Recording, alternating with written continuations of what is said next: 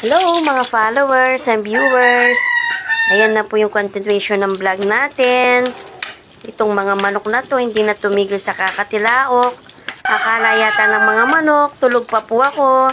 Hindi nila alam, inumpisahan ko na yung lunch namin na sipo egg. Na sigurado mamaya makukonswelo yung mga bata kasi paborito nila yung sipo egg na yan. Isa na rin po ako sa may paborito na sipo egg na version ko. As in kasing egg yung sa amin. Ayan po, mamaya lang yan. Nilalagay ko na rin yung ibang gulay. Ayan na po.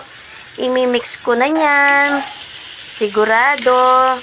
Konting-konti na lang. Malapit na pong maluto. Makikita na po yung kinalabasan ng sipo egg na ulam namin. Ayan po. Malapit na, konting-konti na lang, maluluto na po. Matitikman na po nila. Di ko lang alam kung hanggang gabi makakayanin pang sipo egg na yan. Dahil sigurado ubos ang sipo egg. Yan pong betchin na yan. Ano lang po yun, no? Optional. Kasi kahit paano para may lasa naman po. Kaya naglalagay ako ng betchin.